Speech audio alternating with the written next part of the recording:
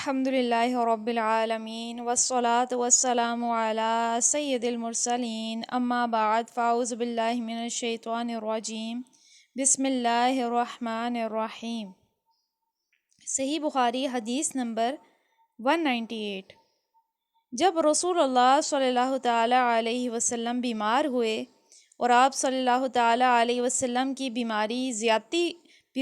زیادہ ہو گئی تو آپ صلی اللہ تعالیٰ علیہ وسلم نے اپنی دوسری بیویوں سے اس بات کی اجازت لے لی کہ آپ کی تیمارداری میرے گھر ہی پر کی جائے۔ تو اس حدیث کی راوی کون ہیں؟ حضرت عائشہ اس کی راوی ہیں، یعنی حضرت عائشہ سے اجازت لی گئی، یعنی کہ اس بات کی حضور نے اجازت لی اپنی باقی ازواج سے کہ ان کے گھر ہی، وہ جن دنوں میں بیمار ہیں ان کے گھر میں ہی رہیں۔ انہوں نے آپ کو اجازت دے دی۔ ایک روز رسول اللہ صلی اللہ تعالیٰ علیہ وسلم دو آدمیوں کے درمیان سہارا لے کر گھر سے نکلے۔ آپ کے پاؤں کمزوری کی وجہ سے زمین پر گھسٹتے جاتے تھے۔ عباس رضی اللہ تعالیٰ عنہ اور ایک آدمی کے درمیان آپ باہر نکلے تھے۔ عبید اللہ راوی حدیث کہتے ہیں کہ میں نے یہ حدیث عبداللہ بن عباس رضی اللہ تعالیٰ عنہما کو سنائی تو وہ بولے، تم جانتے ہو دوسرا آدمی کون تھا؟ میں نے عرض کیا کہ نہیں۔ کہنے لگے کہ وہ علی رضی اللہ تعالیٰ عنہ تھے۔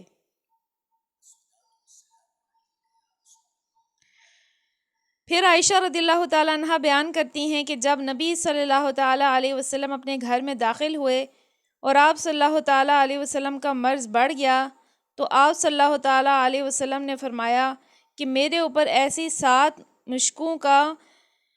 پانی ڈالو جن کے سر بند نہ کھولے گئے ہوں، تاکہ میں سکون کے بعد لوگوں کو کچھ وصیت کر سکوں۔ چنانچہ آپ کو حفظہ رسول صلی اللہ تعالیٰ علیہ وسلم کی دوسری بیوی کے لگن میں جو تانبے کا تھا بٹھا دیا گیا اور ہم نے آپ پر ان مشکوں سے پانی بہانا شروع کیا۔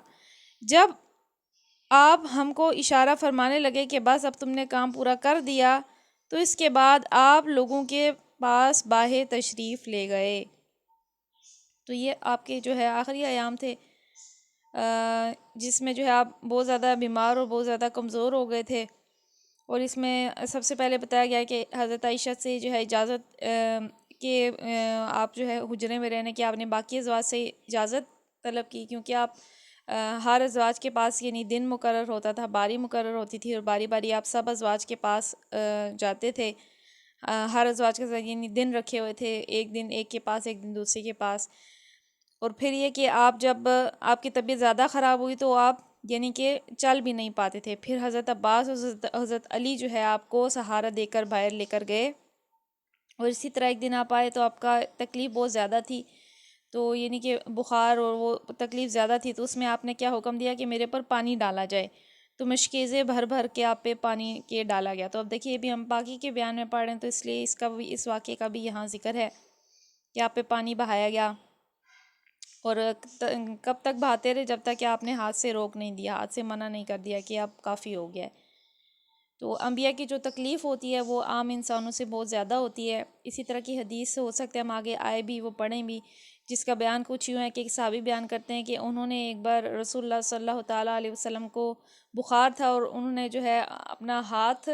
جو ہے آپ کے جسم مبارک سے کہیں مس کیا تو اس کی تپش سے وہ حیران پریشان ہو گئے۔ تو انہوں نے جب اس بارے میں سوال کیا تو نبی پاک نے فرمایا کہ انبیاء کی تکلیف عام انسانوں سے بڑھ کے ہوتی ہے، یعنی آپ کو جو بخار کی کیفیت آپ پہ تھی اگر عام انسان پہ ہو تو وہ اس حالت میں اٹھ نہ سکے، چل نہ سکے۔ تو یہ جو ہے یعنی اس بیماری سے یعنی وہ کم تکلیف تھی جس میں آپ چل پھر رہے تھے، تو کیا فرمایا کہ عام انسانوں کی جو تکلیف ہوتی ہے وہ بہت کم ہوتی ہے، انبیاء کو آزمائش جو ہے ان کی زیادہ ہوتی ہے۔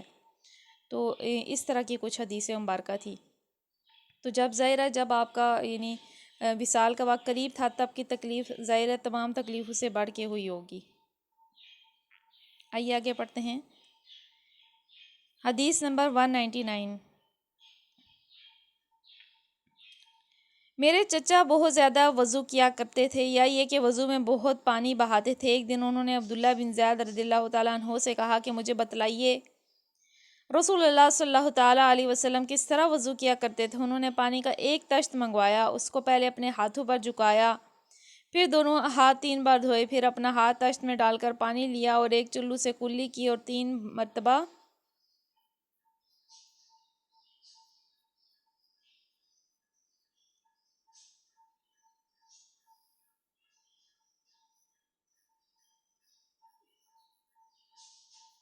ایک منٹ ہولڈ کریں،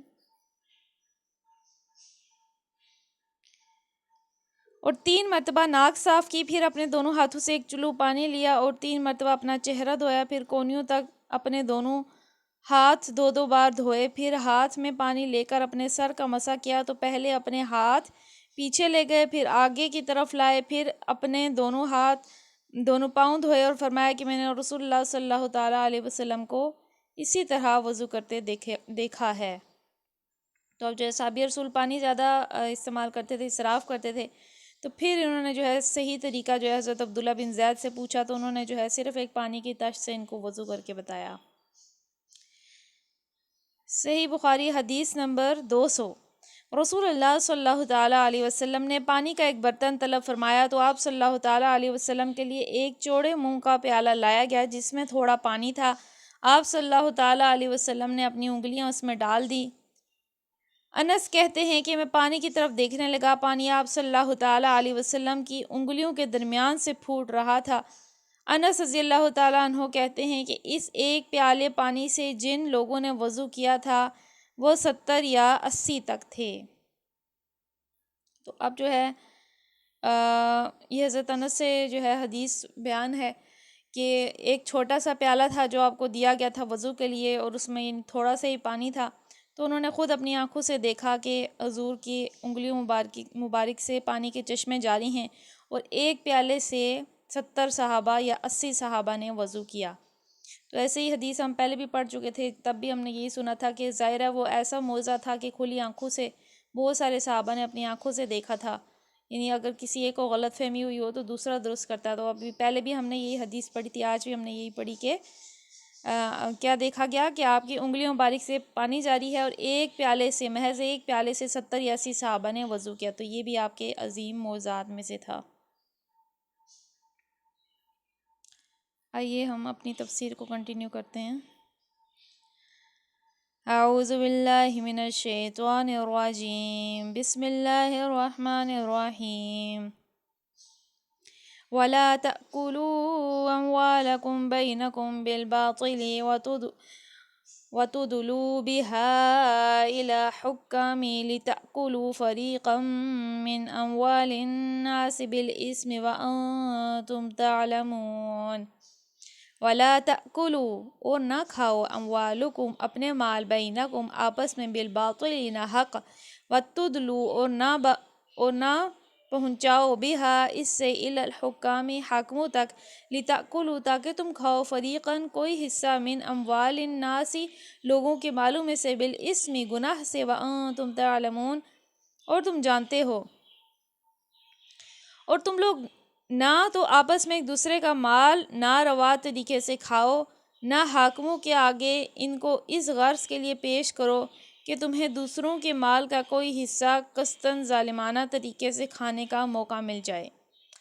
اس آیت کا مفہوم یہ ہے کہ حاکموں کو رشوت دے کر ناجائز فائدہ اٹھانے کی کوشش نہ کرو۔ دوسرا مفہوم یہ ہے کہ جب تم خود جانتے ہو کہ مال دوسرے شخص کا ہے تو محض اس لیے کہ اس کے پاس اپنی ملکیت کا کوئی ثبوت نہیں ہے یا اس بنا پر کہ کوئی اینچ پینچ سے تم اس کو کھا سکتے ہو، اس کا مقدمہ عدالت میں نہ لے جاؤ۔ ہو سکتا ہے کہ حاکم عدالت رودات کا مقدمہ کے لحاظ سے تم کو مال دلوا دے، مگر حاکم کا ایسا فیصلہ دراصل غلط بنائی ہوئی رودات سے دھوکہ کھا جانے کا نتیجہ ہوگا، اس لیے عدالت میں اس کی ملکیت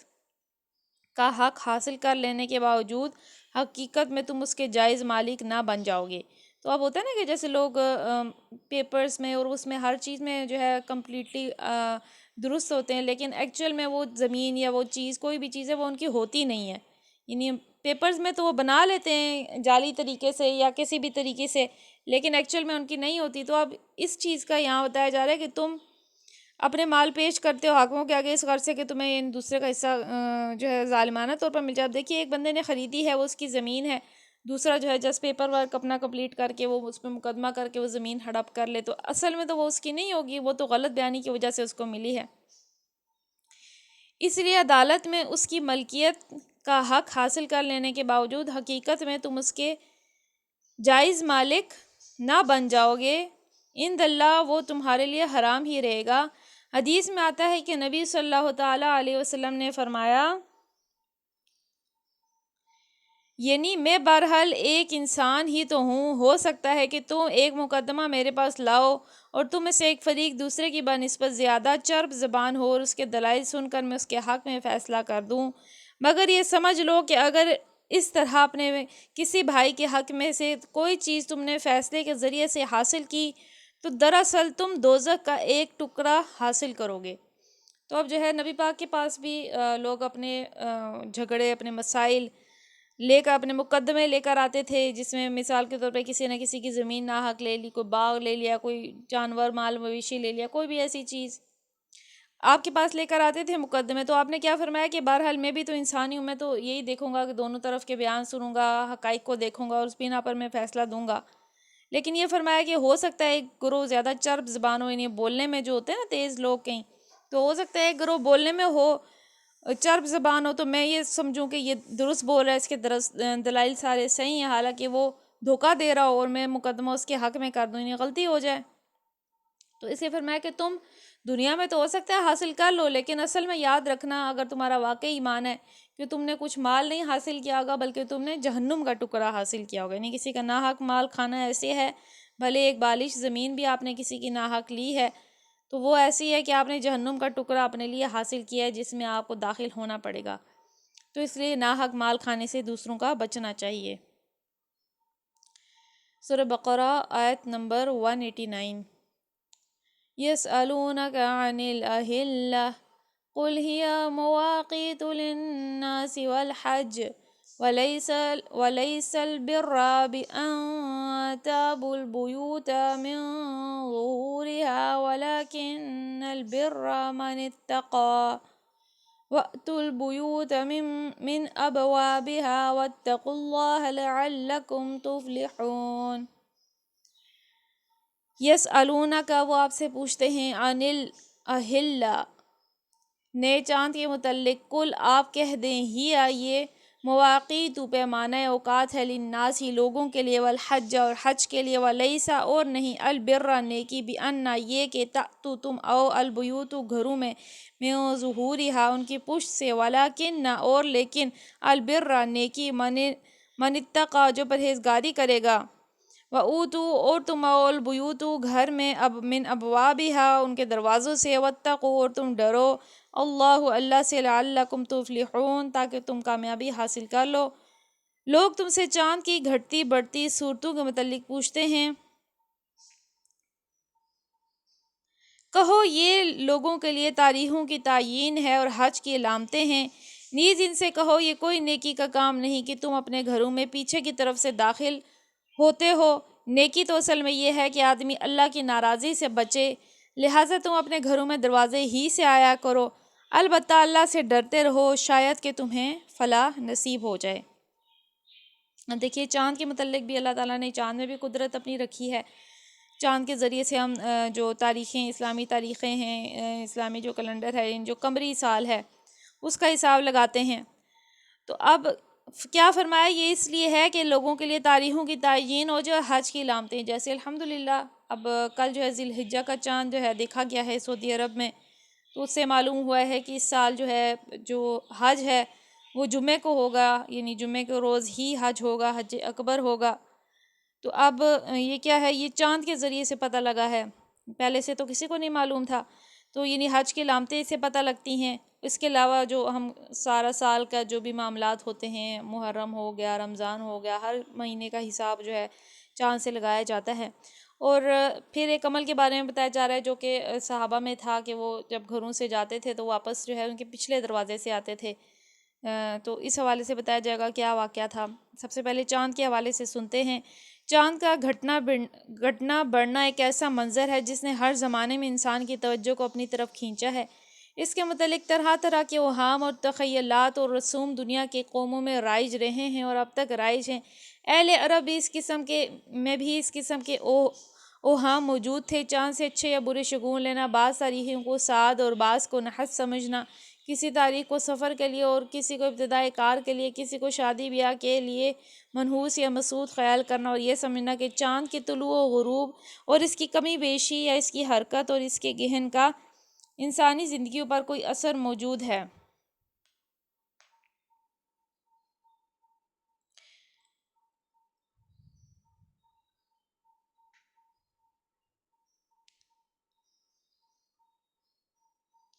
اس کے گہن کا انسانی اثر انسانی قسمتوں پر پڑتا ہے۔ یہ سب باتیں دوسری جاہل قوموں کی طرح اہل عرب میں بھی پائی جاتی تھیں اور اس سلسلے میں مختلف توہم پرستانہ رسمیں ان میں رائج تھیں۔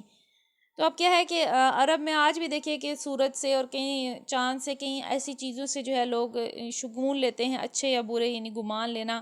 کہ اس دن یہ جو ہے کام نہیں کرنا چاہیے، اس سے یہ ہو جاتا ہے، یا فلانی کو ایسا نہیں کرنا چاہیے۔ یہ ساری چیزیں جو ہے کیونکہ دنیا میں موجود تھیں، ہر جگہ تو مشرقوں میں موجود تھیں، تو اہل عرب بھی تو مشرق میں سے ہی تھے، تو انہوں نے بھی اس چیز میں ان میں بھی تھا کہ وہ سمجھتے تھے کہ اس سے اگر یہ کام ہوگا اس دن تو ہماری قسمت پہ اس کا یہ اثر ہوگا۔ تو بتایا گیا کہ یہ جو چیزیں ہیں یہ توہم پرستی تھی، ان میں رائج تھی۔ انہی چیزوں کی حقیقت نبی صلی اللہ تعالیٰ علیہ وسلم سے دریافت کی گئی۔ جواب میں اللہ تعالیٰ نے بتایا کہ یہ گھٹنا بڑھنا چاند تمہارے لیے اس کے سوا کچھ نہیں کہ ایک قدرتی جنتری ہے جو آسمان پر نمودار ہو کر دنیا بھر کے لوگوں کو بیک وقت ان کی تاریخوں کا حساب بتاتی ہے۔ حج کا ذکر خاص طور پر اس لیے فرمایا کہ عرب کی مذہبی، تمدنی اور معاشی زندگی میں اس کی اہمیت سب سے بڑھ کر تھی۔ سال کے 4 مہینے حج کے عمرے سے وابستہ، ان مہینوں میں لڑائیاں بند رہتی ہیں، راستے محفوظ ہوتے ہیں اور امن کی وجہ سے کاروبار فروغ پاتے ہیں۔ تو اب جیسے کہ چاند کا بتایا گیا، لوگوں کو بتایا گیا کہ سب جو تم چاند کے حساب سے تم نے گمان لیے ہوئے یہ سب باطل ہیں، ان کی کوئی حقیقت نہیں ہے اصل زندگی میں۔ چاند جو ہے وہ محض اس لیے ہے دنیا میں ہر جگہ ہر وقت موجود ہے تاکہ لوگوں کو تاریخوں کا پتہ دے سکے، وہ اپنے حساب کریں، اپنی زندگی کے معاملات اس کے مطابق طے کریں۔ اور اس کے علاوہ جو ہے خصوصیت کے ساتھ اس کا ایک فائدہ بتایا گیا تھا کہ تم حج کے ایام کے بارے میں پتہ چلا سکو۔ تو حج کیونکہ ایک خصوصی عبادت ہوتی ہے، ایک بہت ہی امپورٹنٹ جو ہے سال بھر میں ایک بار ہوتی ہے، جو مسلمانوں کے لیے انتہائی اہمیت کی حامل ہے، تو اس کا مثال دی گئی کہ تم جو ہے تاکہ حج کے دنوں کا اس سے پتہ لگاؤ۔ مزید کیا فرمایا، یہ کوئی نیکی نہیں ہے کہ گھروں میں پیچھے کے دروازے سے داخل ہو، نیکی تو یہ ہے کہ انسان اللہ کی ناراضی سے بچے، لہٰذا تم اپنے گھروں کے دروازوں ہی سے آیا کرو، البتہ اللہ سے ڈرتے رہو تاکہ تمہیں فلاح نصیب ہو جائے۔ من جملہ ان توہم پرستوں رسموں کے جو عرب میں رائج تھیں، ایک یہ بھی تھی کہ جب حج کے لیے احرام باندھ لیتے تو اپنے گھروں میں دروازے سے داخل نہ ہوتے تھے بلکہ پیچھے سے دیوار کود کر یا دیوار میں کھڑکی سی بنا کر داخل ہوتے تھے۔ نیز سفر سے واپس آ کر بھی گھروں کے پیچھے سے داخل ہوا کرتے تھے۔ اس آیت میں نہ صرف اس رسم کی تردید کی گئی بلکہ تمام اوہام پر یہ کہہ کر ضرب لگائی گئی کہ نیکی اصل میں اللہ سے ڈرنا اور اس کے احکام کی خلاف ورزی سے بچنے کا نام ہے۔ ان بے معنی رسموں کو نیکی سے کوئی واسطہ نہیں جو محض باپ دادا کی اندھی تقلید سے برتی جاتی ہیں، جن کا انسان کی سعادت اور شقاوت سے کوئی تعلق نہیں۔ تو اب دیکھیے کہ جیسے کہ باقی چیزوں سے وہ کوئی توہم پرستی جیسی رسومات لیتے تھے اور گمان لیتے تھے، ایسے ہی جو ہے ان میں ایک اور چیز بھی رائج تھی، وہ یہ تھی کہ جب کبھی حج کے لیے احرام باندھ لیتے تھے تو اب کیا کہ کسی وجہ سے گھر میں واپس آنا پڑا، کوئی چیز لینی پڑی، یا یہ کہ حج کر کے سفر سے واپس آ گئے تو کرتے کیا تھے کہ اپنے فرنٹ ڈور سے نہیں آتے تھے گھر کے، بلکہ بیک ڈور سے پچھلے کوئی دروازہ یا پچھلی کوئی کھڑکی یا دیوار پھلانگ کر اس طرح سے گھر میں داخل ہوتے تھے، اور وہ یہ سمجھتے تھے یہ ہم نیکی کا کام کریں، یہ تقویٰ کا کام ہے۔ تو ان کو بتایا گیا یہ تو کوئی نیکی نہیں ہے، یہ نہیں، دیکھیے کہ اللہ تعالیٰ کلیئر کر رہا ہے کہ یہ تو کوئی نیکی کا کام نہیں ہے کہ تم سوچ رہے ہو کہ ہم گھروں میں پچھلے راستے سے آ رہے ہیں تو اس میں ہمیں ثواب ملے گا، فرمایا نیکی تو ہے اللہ سے ڈرنا، ٹھیک ہے، تو یہ نہیں ہدایت کے راستے پہ چلنا، اصل نیکی ہے کہ انسان اللہ کی ناراضی سے بچے اور اللہ سے ڈرتا رہے تاکہ اس کو فلاح نصیب ہو، وہ سیدھے راستے پہ چلے، تو یہ اصل نیکی ہے۔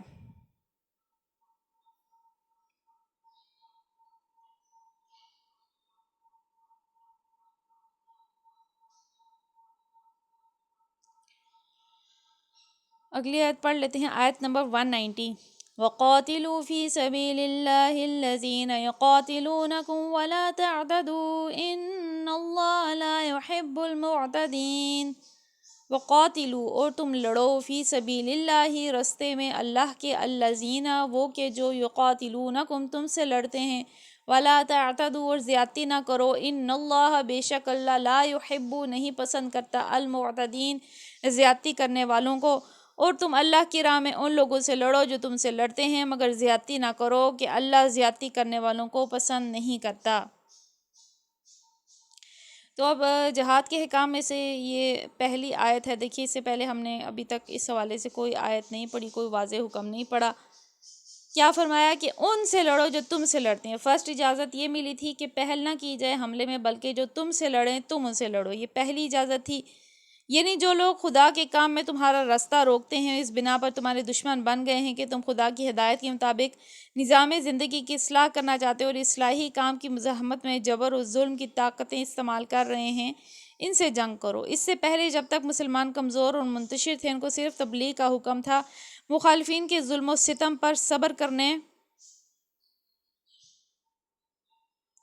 کی ہدایت کی جاتی تھی۔ اب مدینے میں ان کی چھوٹی سی شہری ریاست بن جانے کے بعد پہلی مرتبہ حکم دیا جا رہا ہے کہ جو لوگ اس دعوت اصلاح کی راہ میں مسلح مزاحمت کرتے ہیں، ان کا تلوار کا جواب تلوار سے دو۔ اس کے بعد ہی جنگ بدر پیش آئی اور لڑائیوں کا سلسلہ شروع ہو گیا۔ تو یہاں سے جو ہے لڑائیوں کا اور جو بھی غزوات تھے ان کا سلسلہ شروع ہوا کہ بیسیکلی کیا تھا کہ پہلے تو مسلمان کمزور تھے، ہمیں پتہ ہے 1 2 3 کرتے کرتے لڑی بنی تھی، جس سے چند مسلمان تھے وہ منتشر تھے، مکے میں تھے، الگ الگ تھے، کافروں کے بیچ میں رہتے تھے، کمزور تھے، کئیوں کو مارا پیٹا جاتا تھا، کئیوں کو جو ہے اس طرح قید میں ڈال دیا جاتا تھا اور کہیں چھپتے پھرتے تھے، اس طرح سے کوئی ایک ریاست نہیں تھی۔ لیکن جب ہجرت ہوئی، مدینے میں گئے، ایک مضبوط ریاست مسلمانوں کو ایک قدم جمانے کی جگہ حاصل ہوئی، مدینے میں ایک ریاست ان کی بنی۔